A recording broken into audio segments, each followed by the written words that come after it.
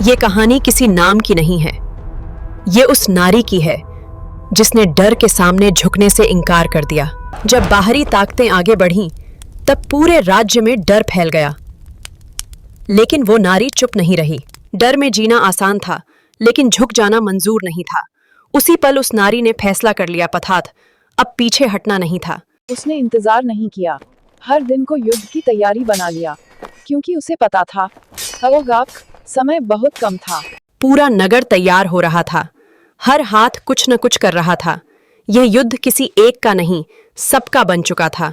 दूर से खतरा साफ दिखाई दे रहा था। युद्ध अब पास आ चुका था, लेकिन उसके चेहरे पर डर नहीं, सिर्फ साहस था।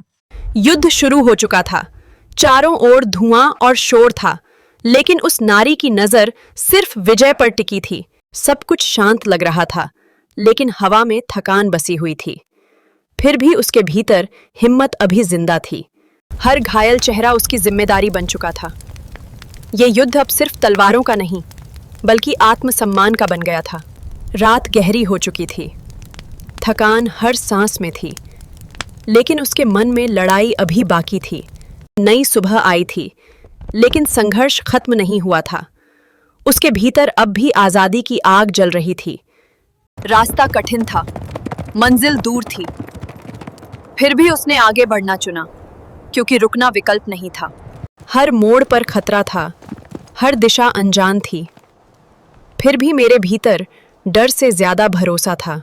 मेरे साथ चलने वाले लोग थके थे, लेकिन उनकी आंखों में उम्मीद थी, और वही उम्मीद मुझे आगे बढ़ाती रही।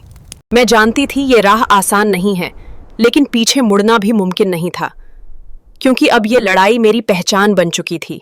हर सांस में थकान थी, फिर भी मेरे हाथ कांपे नहीं, क्योंकि मुझे पता था ये आखिरी परीक्षा है। तूफान सामने था, लेकिन मन अडिग था, क्योंकि डर से नहीं, हिम्मत से रास्ते बनते हैं। मैं जानती थी ये राह शायद मुझे बहुत दूर ले जाएगी, लेकिन अगर मेरी लड़ाई किसी को हिम्मत दे सके तो यही काफी था। मैंने ये राह अपने लिए नहीं चुनी, मैंने इसे आने वाली पीढ़ियों के लिए चुना, ताकि वे जान सकें आजादी यूं ही नहीं मिलती। वक्त बीत जाएगा, नाम बदल जाएंगे, लेकिन साहस की पहचान कभी मिट नहीं सकती। मैं किसी इतिहास की किताब नहीं हूं, मैं उस हिम्मत की कहानी हूं जो हर युग में फिर से जन्म लेती है।